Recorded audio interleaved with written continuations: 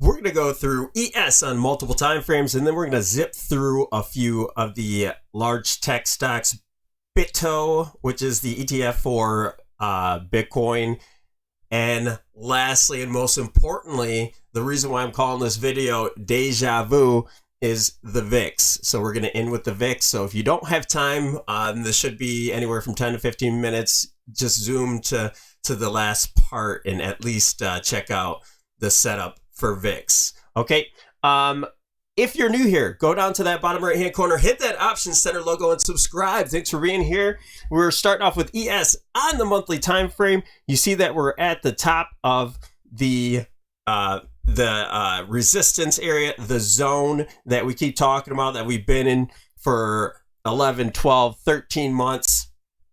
I think we're pushing off of that 20-month moving average. Very, very important spot. So with CPI coming in hot in the morning, and I don't mean hot like the number wise, I just mean it's going to be a volatile day. Either we're going to break down from this 8 EMA or we're going to break above this 20. I think we're going down. I'm pretty heavily loaded in some puts. I put my money where my mouth is, and by heavily loaded, I just mean full positions in several stocks and ETFs.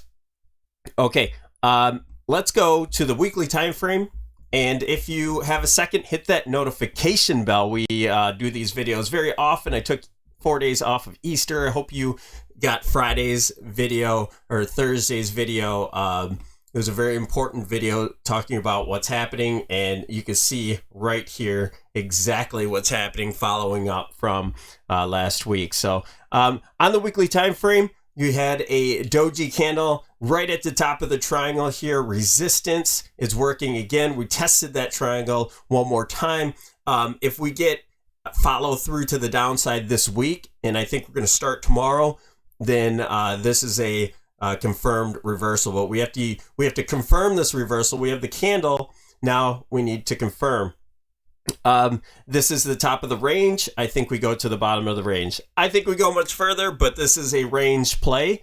You have a possible triangle where this is A, B, a three-wave move for C, 3 for D, three-wave move up for E, and then we start our impulsive move to the downside, where we're going to look at lower time frames where you'll see what I'm talking about. A little bit more evident on NQ and RTY, but that's okay. We're sticking with ES, and the only thing that's skewing ES right now is not the only thing, but it's kind of the Dow is just holding everything up. I know the small caps, all they were doing today was catching up to the upside because they were leading down. Okay, we have a closer look at this triangle. We back tested this big wedge here. You see this three-wave move? All we did was back test the wedge, the uptrend line, and then we dipped down for an impulsive move. We're getting a corrective wave back, and we're looking for more downside. We're at the top of the range on the RSI, and we're getting real tight in here in the triangle. And the MACD, it's the same thing. All these indicators are lining up and just showing us what we're already looking at. Okay, so just looking for confirmation. We're going to go down to 65-minute candle. We do 65-minute candles so we can get even candles throughout the trading day. You see this channel? This is the channel range that was moving to the top of the triangle. We're still in that channel, so I mean technically it's an uptrend on this time frame, but look for some movement tomorrow. In order to be bullish, we're looking for that 4180, the top of the triangle, 4180 resistance. We need to get above it and use that as support, and then we change bullish. Okay. In the meantime, we are bearish underneath, and we're looking for a break underneath that channel. We're going to look at, maybe we'll take it. I don't know if I updated my Elliott wave count,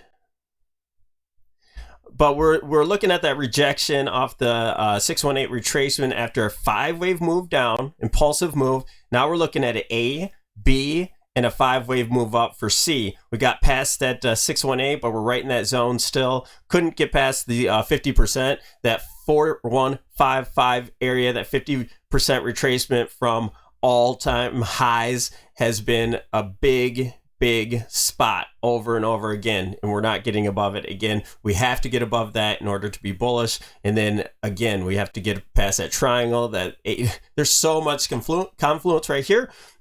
Is it possible? Yeah. Well, with a catalyst, sure. Other people are looking at this being a 1-2 rather than an ABC. Other people are looking at this being a 1-2, 1, 2, 3, 4 down at that 3-8-2 retracement. So that's the confusing part. And then you get a wave 5 possibly above that. I have that count there. And then from there, another wave 4, 5. So in order to be bullish, you're going to see some movement back and forth, some shots up, some consolidation, shots up, consolidation. This is such an important area. If you're bullish and you at least put your stop at this 4,100 area, you get below this, all this count is wrong. It's wrong. If you get under, it's invalidated. If you get under that 4,100, and you'll have to move your count something more like this as completed, and that would be an ABC correction with a 5-wave move already completed, and this would be your impulsive wave down for 1, and then an A, B, and a C wave move up, and we're looking for further down movement. Okay, let's move on to let's see if NQ. I think it's a little bit more obvious on NQ when you get over there where you have your impulsive wave do down. We broke the trend. We back tested the trend, but you see this 1, 2, 3, 4, 5 wave move down. We have an A correction that back tested, a B. All this is a flat. This is a flat pattern, and a C to complete that flat pattern. Now we're moving to the downside. All right, IWM or RTY kind of says the same thing. Apple broke its trend. It broke down. It's back testing, and it's kind of being held up a little bit by the market. You know, with CPI numbers coming out, nothing's going to really make a big move altogether. You know, some things are going to hold the market. Plus, it's at the options expected move. It's kind of a happy place for it, but I do expect that to break tomorrow with this back test here. Another move. I think we're going to go further tomorrow. Amazon. I showed a lot of these setups in, just check out all the different places in the Discord. I showed some of these plays that we did. We had a nice move on, well, we'll get there. Amazon, we are short Amazon, we're short Apple. This is also moving. We had a impulse move here, an ABC correction here for a flat, and now an impulse move down for 1, 2. This should be a much larger move, at least to the point of control, probably by the end of this week. Meta, this thing does not want to die. Meta is it's just pushing to the upside, not giving us any impulses, but this little wedge inside the wedge has finally broken. That's our first sell signal from Meta at this point in this near term. So we are short Meta once again, and we will continue to ride this. I do think we make the bottom of the lower expected move at 206.7. I do think we hit that this week. Google, kind of the same thing. Microsoft was our trade in the Discord yesterday. We got a nice move down. We saw that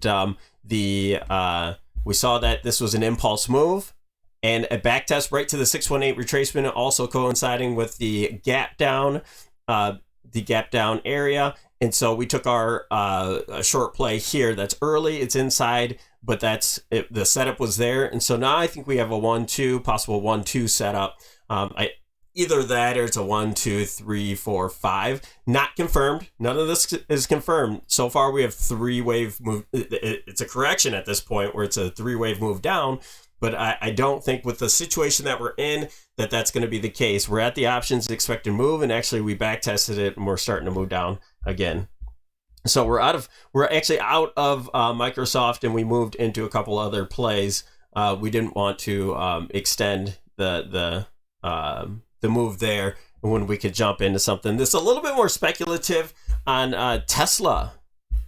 Okay, so we took some profits, put it into a play on Tesla. We have the downtrend line here from the top, from the near-term top, and Tesla could not get above it. It's rejecting off it. We love this play. This is also the 382 retracement from the top here from last Monday, it looks like. And so this will be an easy stop above this 190 area. If we get above 190, we're going to get out of this play. But I think this is going to be another, at least one more nice leg down. But I think we're moving much further, much further on Tesla. We have a lot of gaps below, and I think we reach most or all of them. NVIDIA, once again, short NVIDIA. Okay, that's what we're doing. I'm not telling you guys to do this. All right, we have NVIDIA just backtesting this wedge over and over, and finally rejected off it again. Did some consolidating all day today, and now at the lows for the day. I think NVIDIA reaches this 260 this week for the options expected move. With the type of movement I think we're going to have into tomorrow, I think a lot of these plays are already at their options expected move, but I think this one is going to play a little bit of catch up. I think that's it for those. So let's finally get to, and don't forget to like the video. If all these charts help out whatsoever, any bit, like those videos. I appreciate the support. The VIX. The reason why this video is called Deja Vu, because this setup is happening over and over and over again, and it has proven itself over again, and we've made money, and I want you to make money. So we had this large wedge come into this, we have a triangle here that we have had on this board for quite some time, and this triangle is proving to be an important area. And also there's a bottom of channel that are drawn here. It's not holding price, but you see it's that's also a place of interest for price to kind of oscillate around. It's the bottom of the range. That's how I should say it. And we had this wedge, and we kept, as soon as we hit that triangle, boom, boom to the upside. Came down a little bit to test the bottom of the wedge. Boom, up, boom.